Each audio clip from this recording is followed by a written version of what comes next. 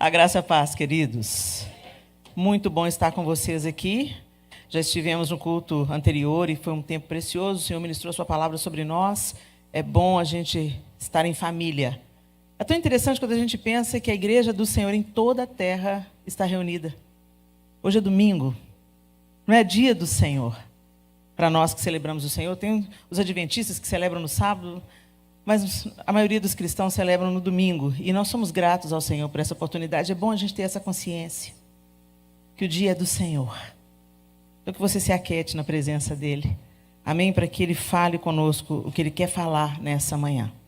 Abra sua Bíblia comigo em Êxodo, capítulo 15.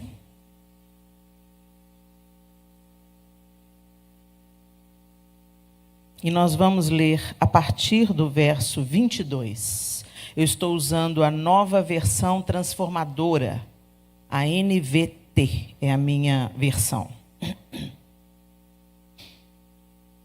Êxodo 15, a partir do verso 22, a palavra de Deus diz assim: Em seguida de quê? Quando você volta no início do capítulo, você vê a descrição do povo celebrando a travessia pelo Mar Vermelho. Então, eles tinham acabado de passar a pés enxutos pelo Mar Vermelho. Deus fendeu o mar e eles entraram, passaram pelo mar e foram livres da fúria de Faraó. E eles entoaram um cântico ao Senhor. Então, é aquele momento que eles estão celebrando, porque Deus os tirou com mão poderosa do Egito. Imediatamente, em seguida, ok? Só para você se localizar onde que o povo está aí. Em seguida, Moisés conduziu o povo de Israel do Mar Vermelho para o deserto de Zur. Caminharam pelo deserto por 3 dias sem encontrar água. Quando chegaram a Mara, descobriram que a água era amarga demais para beber. Por isso, chamaram aquele lugar de Mara. O povo começou a se queixar e se voltou contra Moisés. O que beberemos? Perguntavam. Então Moisés clamou ao Senhor e o Senhor lhe mostrou um pedaço de madeira. Moisés o jogou na água e ela se tornou boa para beber. Foi em Mara que o Senhor instituiu o seguinte decreto como norma para provar a fidelidade do povo. Ele disse: se ouvirem com atenção a voz do Senhor seu Deus e fizerem o que é certo aos olhos dele, obedecendo a seus mandamentos e cumprindo todos os seus decretos, não os farei sofrer nenhuma das doenças que enviei sobre o Egito, pois eu sou o Senhor que os cura. Depois que saíram de Mara, os israelitas viajaram até Elim, onde encontraram 12 fontes de água e 70 palmeiras, e acamparam ali, junto às águas. Senhor, essa é a tua palavra, e nós te pedimos que nessa manhã ela entre pelos nossos ouvidos, seja captada pela nossa mente, mas que ela entre pelo nosso coração. Que o teu Espírito Santo use a sua palavra para nos transformar a nossa maneira de pensar e gerar em nós um novo modo de agir através desse novo pensamento. Nos dê crescimento nessa manhã, Senhor, ajuda-nos a caminhar na tua presença, em nome de Jesus. Amém. Gente, é muito importante você entender o contexto. Quando o Senhor chama Abraão, na promessa que Deus faz a Abraão, que faria dele uma grande nação e tal, ele faz uma aliança com Abraão, e ele diz a Abraão claramente que o povo que iria descender dele seria levado ao Egito e seria escravizado por 400 anos. Olha que interessante.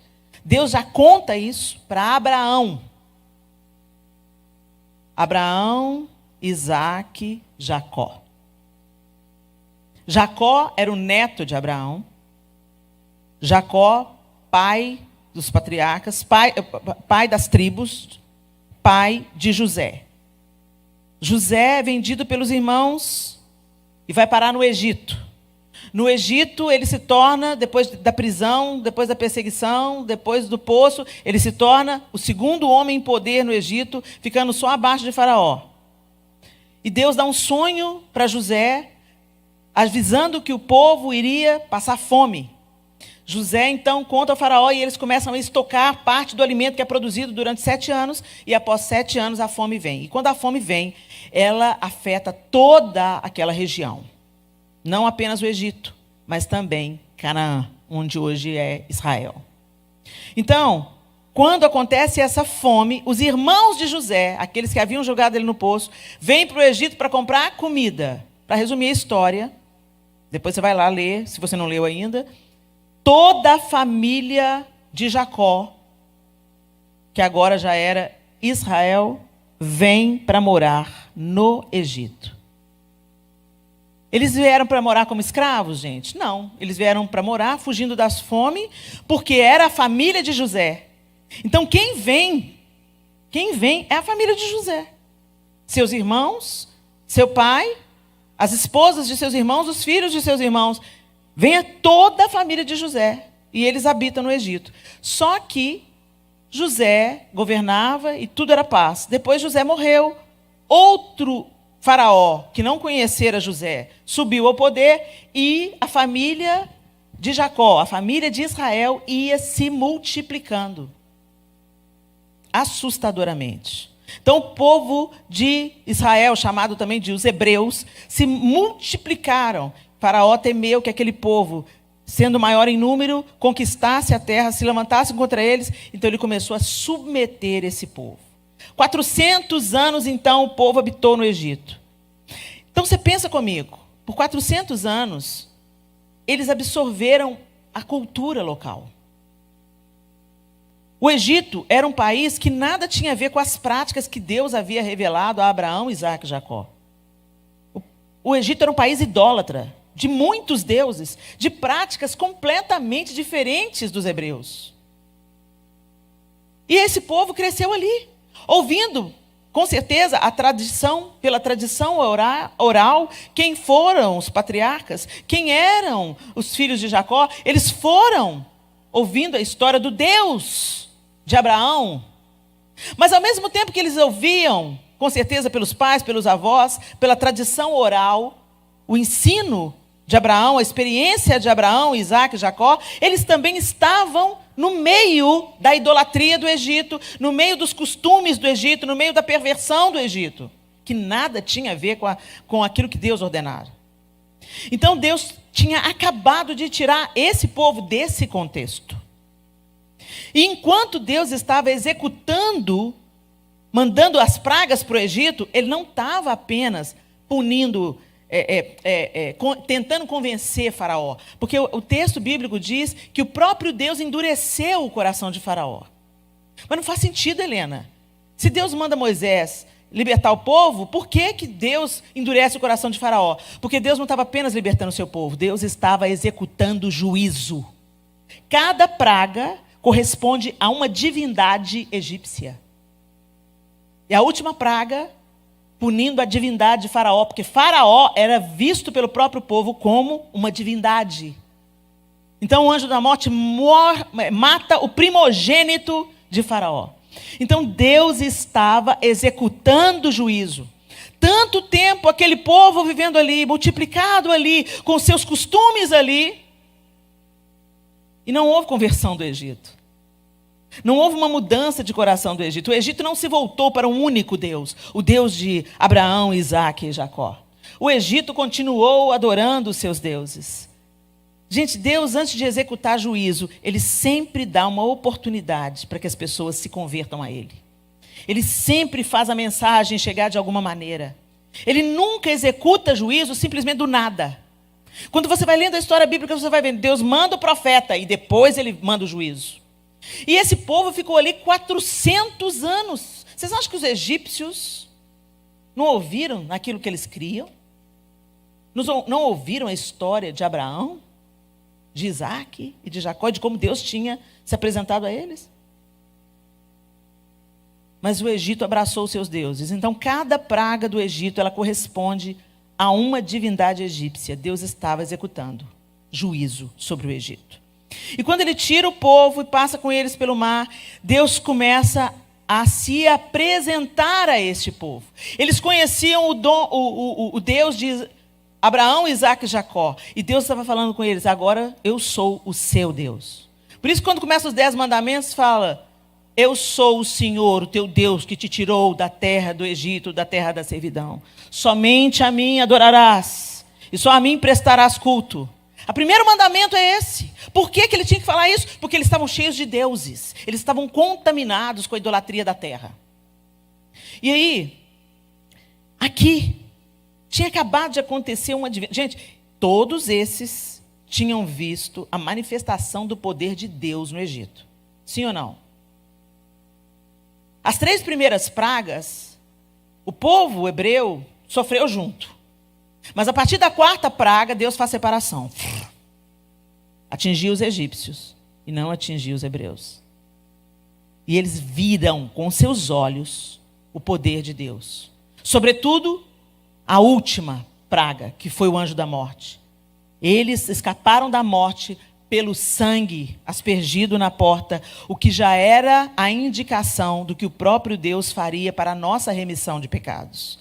O Antigo Testamento é a promessa, a profecia para o Novo. Toda a Bíblia é a Escritura Sagrada. Essa história de que você está ouvindo por aí, que só o Antigo... Nós estamos na Nova Aliança, sim. Mas o Antigo Testamento não foi invalidado. O próprio Jesus disse: eu não vim revogar a lei, mas vim cumpri-la. Então, cuidado com essas pessoas que falam que o Antigo Testamento não vale mais. Toda a Escritura. Quando Jesus falava das Escrituras, citava as Escrituras, errais não conhecendo as Escrituras. Quando ele se mostra no caminho de Emaús, e falando as Escrituras, expondo-lhes as Escrituras, ele está falando do Antigo Testamento.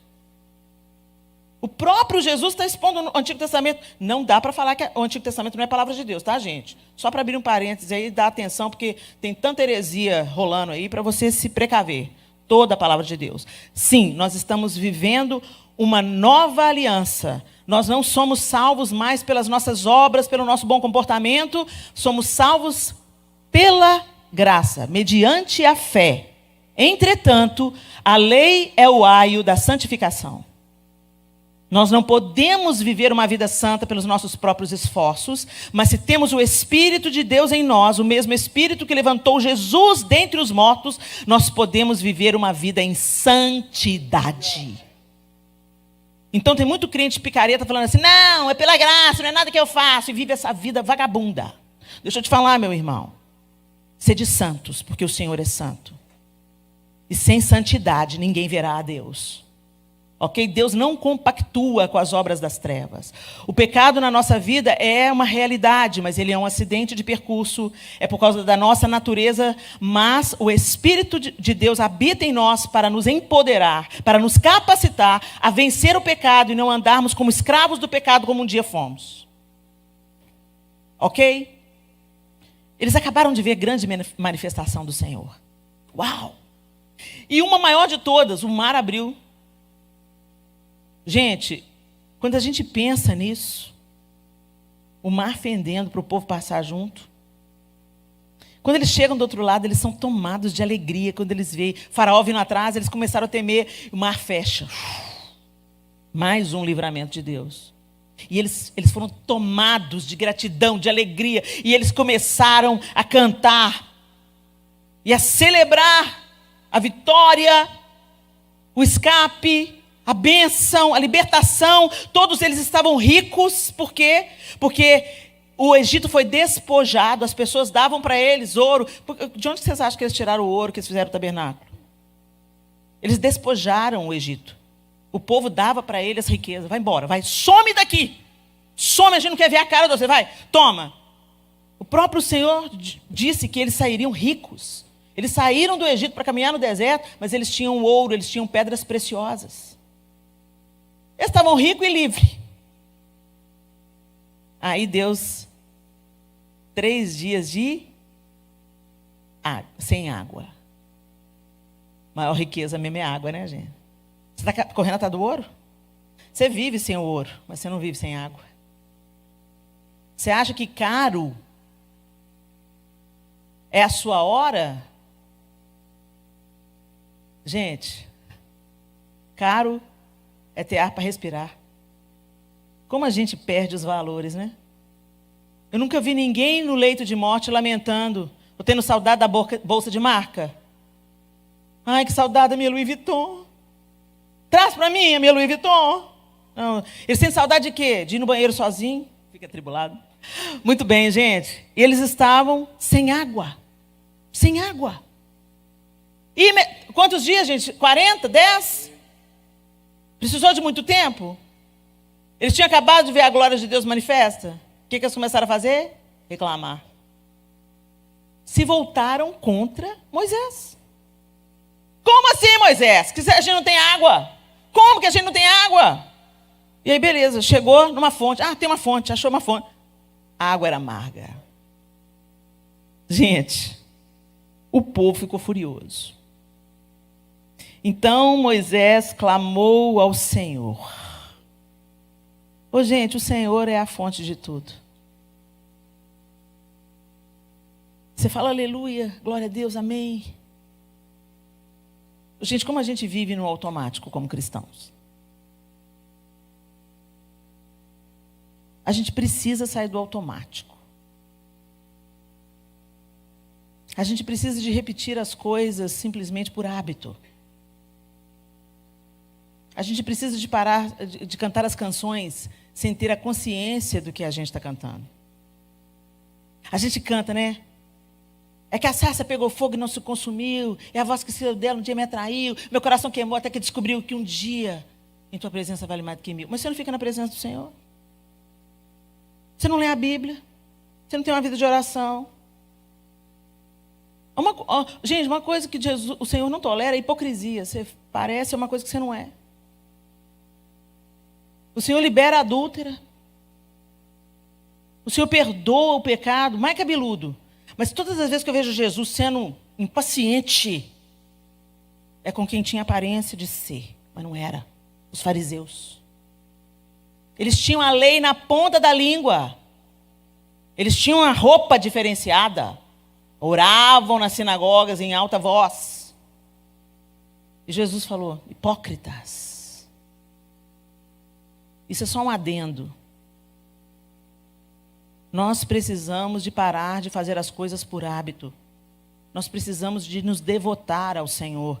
Nós precisamos de cantar aquilo que a gente está vivendo e de pregar aquilo que a gente está vivendo. Pelo menos perseguindo, gente.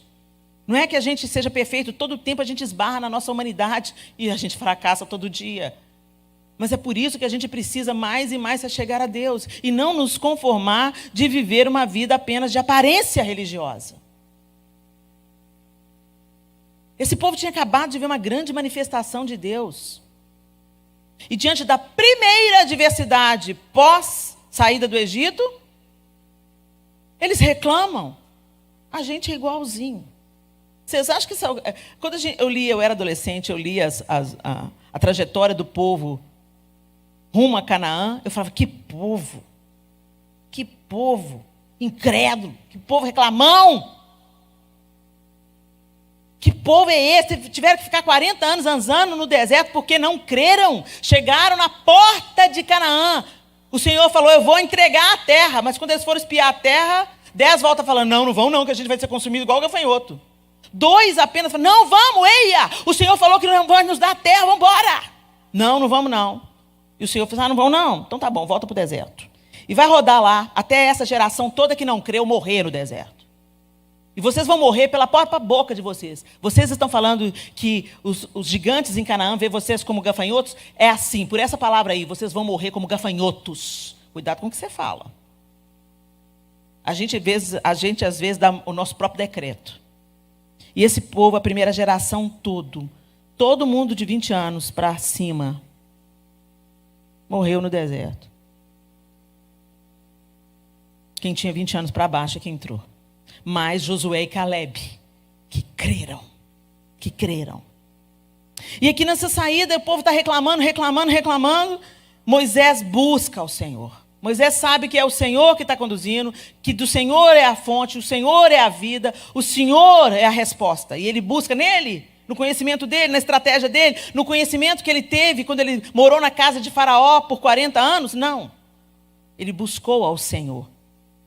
Gente, a gente busca solução em todo lugar. O Senhor é a última opção. Está faltando dinheiro, a gente quer resolver com as nossas próprias forças. Está com um casamento difícil, a gente quer resolver com as nossas próprias forças. Nós somos orgulhosos demais, autossuficientes demais, independentes demais. E isso nos mata. Quanto mais a gente se achega ao Senhor e depende do Senhor, mais nós vamos experimentar do seu amor, da sua proteção, do seu sustento e do seu aprendizado. Enquanto o Senhor permite que a gente passe por momentos difíceis, Ele também nos corrige, nos disciplina, nos aperfeiçoa. Nada será desperdiçado. Mas quando a água é amarga, o Senhor é a resposta. E Moisés se volta para o Senhor. A água é amarga, Senhor. Estamos todo mundo com sede. Quando chegamos, a água é amarga. E o Senhor instrui que ele lance. Algumas traduções dizem que é um arbusto, outras traduções dizem que é uma árvore, e aqui nesse texto está dizendo que é uma madeira, né?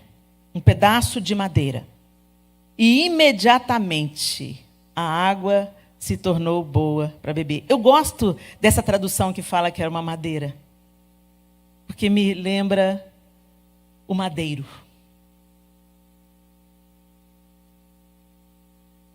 É pela cruz que a gente perde o amargor. É pela cruz que a água da fonte da vida jorra para nós.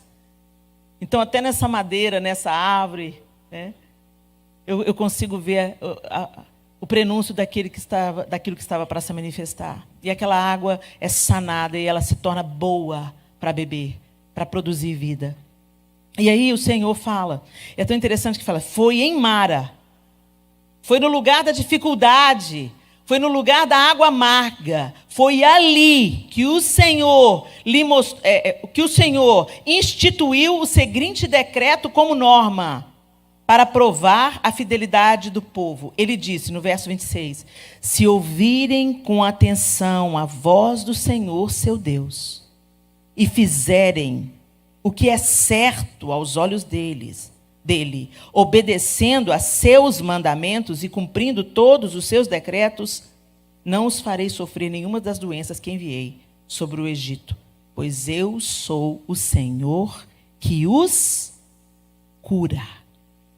Às vezes a gente pensa que o Senhor é a nossa cura quando a gente está doente, né? A gente busca a cura do Senhor para, às vezes, uma dificuldade física, a manifestação de uma doença no nosso físico. Mas, gente, o Senhor é o Deus que nos cura completamente. É o Deus que cura as nossas dores do passado. É o Deus que cura os nossos relacionamentos quebrados. É o Deus que cura nosso sentimento de inferioridade. É o Deus que cura a nossa carência. É o Deus que satisfaz. Ele é o Deus que satisfaz. Por que a gente vive com sede então, gente? Que a gente bebe de um tanto de poço, mas não bebe da fonte da água da vida. Quando ele fala, se vocês obedecerem aos meus mandamentos, gente, todos os mandamentos e estatutos de Deus, ordenanças de Deus, tanto no Antigo Testamento quanto no Novo Testamento, nós é que nos beneficiamos dela. Elas produzem vida em nós. Deus não é mais santo se eu viver uma vida de santidade. Ele está estabelecido. Quando eu escolho o caminho da obediência, da santidade, eu me beneficio, eu desfruto dessa vida. Eu vivo essa vida abundante. A obediência não é um fardo, é uma alegria, porque eu percebo que amar a Deus não é falar que eu amo, mas obedecê-lo, e a vida dele flui para mim. No culto anterior a gente falou sobre isso, em João 15. Ele é a videira, nós somos os ramos. Se vocês estiverem em mim e eu estiver em vocês, vocês darão muito fruto. Mas para eu estar em Jesus, eu tenho que viver em obediência, em concordância com Ele. Eu não posso ser um ramo pendurado na videira. Se eu estou enxertado na videira, a vida da videira é a minha vida. O que move a videira me move. Eu vivo como Jesus viveria. Gente, isso que é ser cristão. Não é frequentar uma comunidade de fé toda semana, não. Frequentar uma comunidade de fé durante o fim de semana faz parte da celebração de ser cristão os outros 6 dias da semana. Mas muita gente vem para a igreja apenas para desfrutar da igreja e não para ser igreja. Você está aqui, meu irmão, na Canaã, para ser parte dessa família, para ser parte desse corpo. E uma família não é um pai e uma mãe arrastando um bando de filho parasita, que não sabe lavar uma louça, que não sabe tirar o prato da mesa e pôr na cozinha. Para uma família dar certo, todo mundo tem que cooperar. Todo mundo tem que participar. É um corpo. É uma... Se não tem... Onde tem um folgado, tem sempre um sobrecarregado. E Deus não nos chamou para ser família nesse modelo, não, gente. Deus deu o seu próprio filho. Jesus deu a sua própria vida. E você está aí só no receba. Só quer receber, Jesus. Não. Não, gente. O sentido principal do cristianismo é dar. Dar o seu tempo. Dar a sua vida. Servir com o seu dom, com o seu talento. Servir com a sua possibilidade. Ah, mas eu não sei cantar. Não sei tocar. Não sei fazer teatro. Com coisa que servir a Deus, eu sou artista. Tem um tanto de artista que pensa que é servo de Deus, mas não é nada. Está só tentando fazer do púlpito uma cura para a sua alma necessitada de aprovação humana. Quem tem um coração de servo, entende que a guitarra é tão importante quanto a vassoura. Quem tem um coração de servo, entende que a plataforma é tão importante quanto o hospital. Quanto aquele lugar que ninguém quer ir. Isso é ser igreja, é ser participante. Deus já está dando um spoiler do que ele tinha para fazer nesse povo. Ele tirou o povo do Egito, agora ele tinha que tirar o Egito de dentro do povo. Por isso que ele começa aqui em Mara. Depois ele conduz o povo para o Sinai, onde ele vai dar os mandamentos, com detalhes e tal. Mas a gente já vê naquela história que quando Moisés desce do monte, o que está o povo fazendo? Um bezerro de ouro. Esse bezerro de ouro veio do nada? Não, veio de abraçar a cultura no Egito. Veio da mentalidade do Egito. Meu irmão, minha irmã, Deus te trouxe para a igreja. Deus te tirou do mundo. Agora Ele precisa tirar o mundo de dentro de você. Ele precisa de tirar o mundo de dentro de você.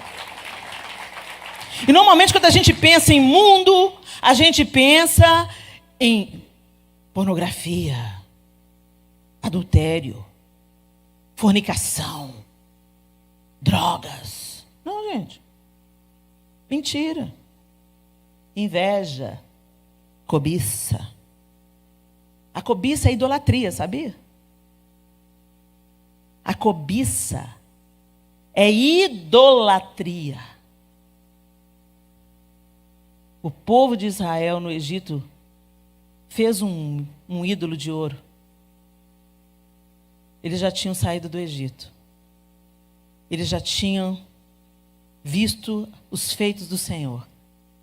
Mas dentro deles, a estátua de ouro estava lá. E ela se tornou manifesta. Vocês têm um Deus nessa área aqui. Ele se chama Mamon. Vocês trabalham para viver, gente. E não vivem para trabalhar. Você vive para a glória de Deus. Você só está vivo porque o Eterno te dá vida. Você está respirando aí, ó. Porque Deus permitiu que você acordasse hoje. Um tanto de gente, como o pastor Zacarias disse, um tanto de gente não acordou hoje. Estourou uma veiazinha aqui. Acabou. Nós somos tão arrogantes. A gente fala, eu vou fazer. Daqui 2 anos eu vou voltar. Não, eu vou juntar o dinheiro agora para eu poder voltar daqui 5 anos. Você não sabe se você vai estar vivo amanhã. Então viva a sua vida para o Senhor hoje. Ame a sua família hoje. Beije o seu filho hoje. Trabalhe pelo seu casamento hoje. Eduque os seus filhos no caminho do Senhor hoje. É hoje que a gente tem, gente. Mas mamão não dá para a gente essa noção, não. Não, mais um pouquinho, só mais um pouquinho, só mais um pouquinho. A gente nunca está satisfeito. Tem gente que passou 20 anos aqui e não construiu nada, nem aqui nem lá. O que vocês acham que é isso? Bênção do Senhor? Mamon sugando vocês de canudinho. O Egito dentro de vocês. Não permitam, meus irmãos. Porque senão vocês vão dar voltas e morrer no deserto como gafanhotos. Não permitam. Nossos filhos estão sendo alvejados pelo inferno. Seja o guardião do seu lar. Faça o culto doméstico. Mulheres, preparem a mesa. A mesa é lugar de cura. A mesa é lugar de perceber um filho entristecido, um filho viciado em tecnologia. Agora o marido e mulher vão para a cama com o celular. No Brasil tem menino morrendo afogado porque a mãe distrai no celular. Essa semana que passou, ou a outra, uma menina de 11 anos, porque os avós tomaram o celular, trancou eles dentro do quarto, pôs fogo no sofá e foi andar de bicicleta. Eles tiveram que pular do 3º andar com a ajuda dos vizinhos que amorteceram a queda com colchões. Porque essa geração está viciada em tecnologia.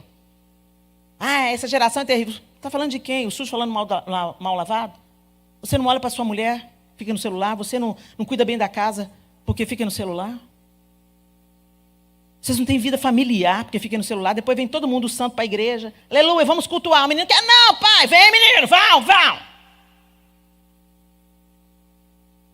O menino vem pensando assim, na primeira oportunidade, eu vou chutar o balde.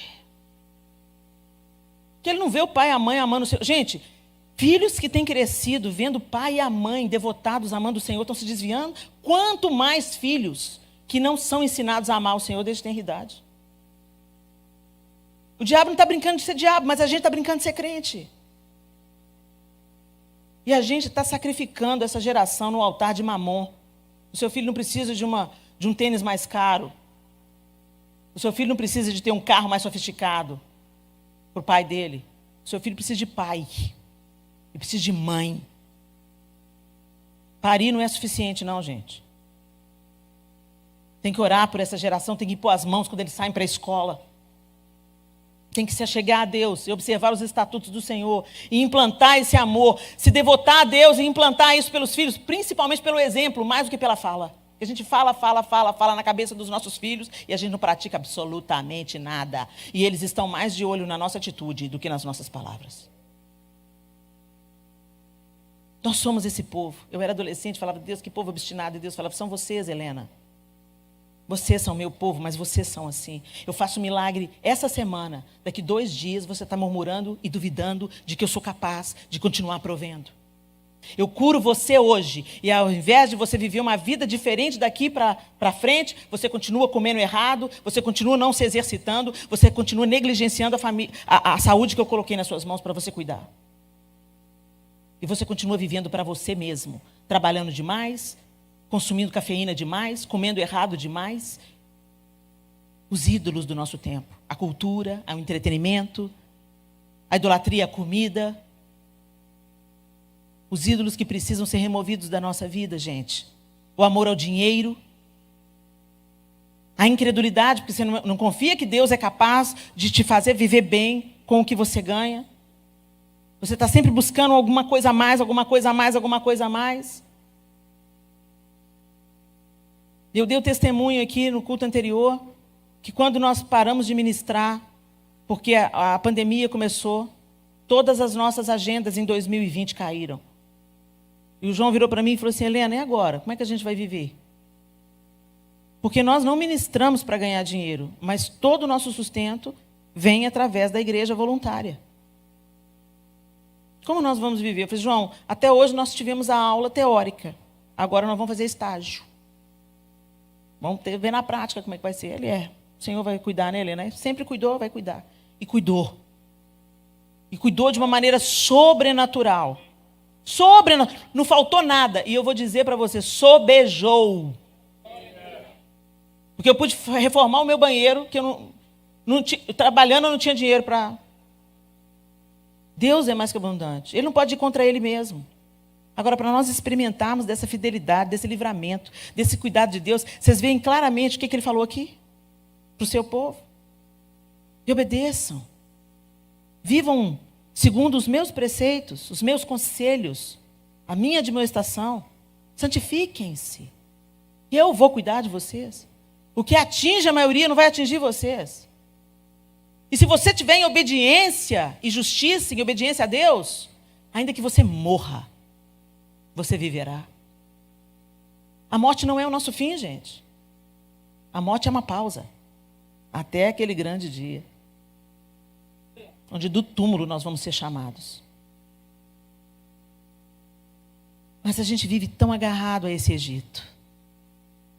Tão agarrado. Deus para o povo em Mara. Adverte o povo em Mara. Se ouvirem com atenção a voz do Senhor seu Deus, e fizerem o que é certo aos olhos dele, obedecendo a seus mandamentos e cumprindo todos os seus decretos, não os farei sofrer nenhuma das doenças que enviei sobre o Egito, pois eu sou o Senhor que os cura. E o 27 diz assim: depois que saíram de Mara, os israelitas viajaram até Elim. Um oásis, gente. Um oásis. Onde encontraram 12 fontes de água. Estava em falta. Deus os conduziu através de Mara e os levou a Elim, onde tinha 12 fontes de água e 70 palmeiras. E acamparam ali, junto às águas. O Senhor é meu pastor, nada me faltará. Aí você pode pensar assim: mas já me faltou, Helena. Já me faltou. Já me faltou emprego. Já me faltou comida. Já me faltou alegria. Mas o Senhor não falta. Nós nos distanciamos dele. Mas ele não falta. E se você pensar bem, ele é a única coisa que você não pode perder. Você pode perder tantas coisas. Você pode perder o emprego. Você pode perder a saúde. Você pode perder a alegria por um tempo. Mas ele é a única fonte.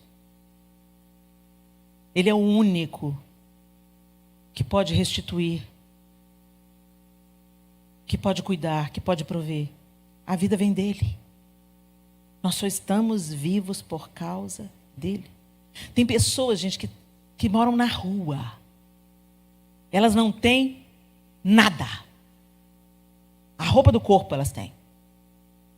Às vezes um colchão. Mas a vida está nelas. E onde a vida, a chance de recomeço. Onde a vida, a esperança. Onde a vida, o Senhor pode mudar a história. Mas quando acaba a vida, não se pode fazer mais nada, a não ser aguardar o julgamento. Vocês entendem que a única coisa que não nos pode faltar de verdade é o Senhor? Porque é Ele que dá a vida. As feministas se gabam, meu corpo, minhas regras. Mesmo? Você consegue manter o seu cérebro funcionando? É você que determina os batimentos do seu coração? Como nós somos arrogantes, gente. A gente não é dono de nada. Um dia sua vida está jóia, está boa. No outro dia você descobre um diagnóstico. E aí tudo passa por uma reavaliação. E graças a Deus quando vem o diagnóstico. Porque é um processo que pode resultar em vida, em fruto, em flor, em abundância, em inauguração de uma nova época. E quem faz isso é Deus. Tem gente que não tem essa chance. Uma amiga da minha filha, Sofia, tem 21 anos. quando ela tinha 18. Uma amiga muito querida dela. Acordou de manhã, como fazia todos os dias. E a mãe estava caída na sala. A mãe jovem, saudável. Ela pensou que a mãe tinha desmaiado. Quando ela virou a mãe estava cinza. Ela chamou o SAMU. A mãe estava morta.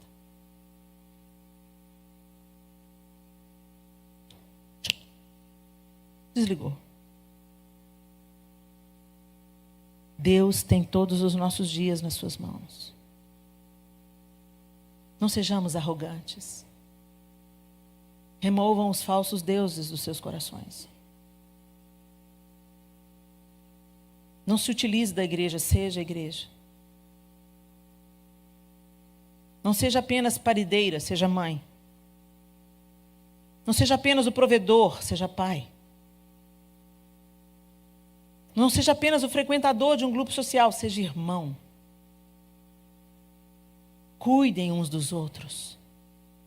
Pessoas são mais importantes do que coisas. E nós precisamos de ser lembrados disso, meus irmãos, todos os dias. O Senhor tem Elim para nós.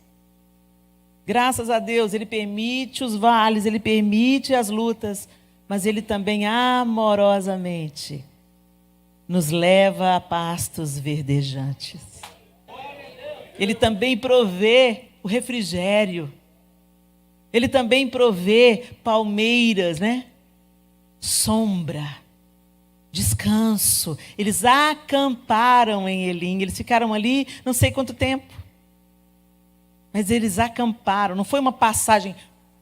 Mara, o caminho pós mar abrir, Mara, pouco tempo, um lugar de passagem. Mas em Elim, o lugar da paz, o lugar da abundância, o lugar das águas, o refrigério, acamparam. E a gente acampa para quê? Para se acomodar? Não. Acampa para recuperar forças. Para contemplar Deus. Para estar forte para o próximo trecho desértico. E isso só vai acabar quando estivermos com o Senhor. Mas que até lá, meus irmãos, a gente siga se descolando cada vez mais dos ídolos do Egito. Não abrace a cultura vigente. É muito mais sutil, gente. Não é só não celebrar o Halloween, não. Não celebrar o Halloween e oferecer uma outra oportunidade. Pastores, parabéns por essa iniciativa. Que grande bênção. Oferecer para as nossas crianças um refúgio. É mais do que isso. É não ser moldado pelo pensamento hollywoodiano de felicidade. É não ser conduzidas pelas grandes marcas, que tem pessoas com vidas devastadas que as nomeiam. Pessoas que são inimigos de Deus que as nomeiam. Pessoas que praticam toda sorte de impiedade contra Deus. Nomeiam as grandes marcas que a gente quer exibir. Em bolsas, sapatos e roupas. É mais sutil. Estou dizendo para você ser um estranho eremita.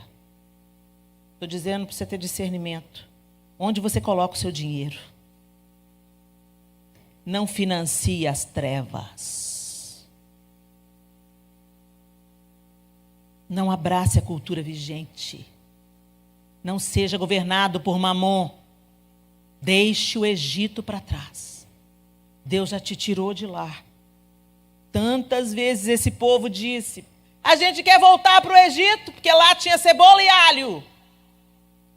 Estava comendo pão que cai do céu, mas estava saudade de cebola e alho. Essa geração morreu no deserto. Isso tem que nos ensinar alguma coisa, pessoal.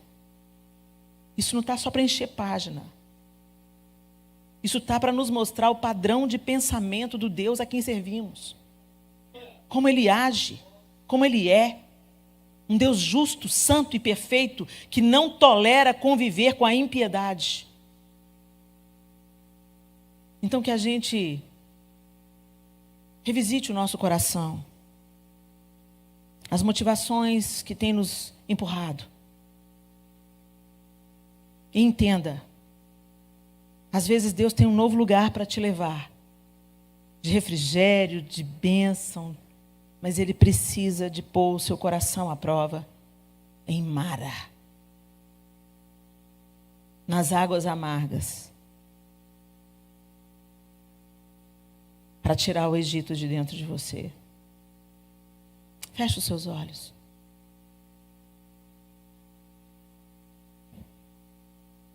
Como é que você tem vivido a sua vida, meu irmão? Minha irmã?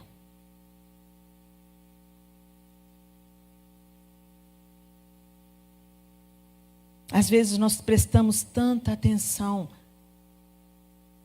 nos pecados que são óbvios. Mas não são montanhas que nos derrubam. São pedras pequenas. Aquelas nas quais tropeçamos são pequenas. Mais perto. Chega mais perto.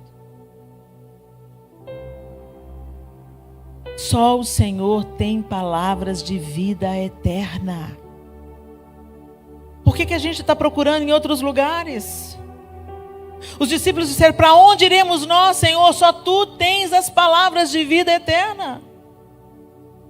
Mas nós estamos buscando. A pastora Micheline Farias, ela é psicóloga, pastora, minha amiga querida. Eu prefaciei esse livro, O Seu Próprio Tapete Vermelho, que fala justamente da gente perceber que muitos tapetes vermelhos que a vida coloca para nós vêm em forma de adversidade. Deus não desperdiça nada, meus irmãos. E Ele sempre visa o nosso aperfeiçoamento. O apóstolo Paulo orava pela igreja na Galácia, se eu não estou enganada. Ele dizia: eu gemo por vocês até que Cristo seja formado em vocês. E eu oro para que a palavra que Deus colocou na minha boca gere transformação no seu pensamento, que redunde em novas decisões e atitudes na sua vida prática, em nome de Jesus, e que o Espírito de Deus nos faça praticantes e não apenas ouvintes da sua palavra. Deus abençoe a todos.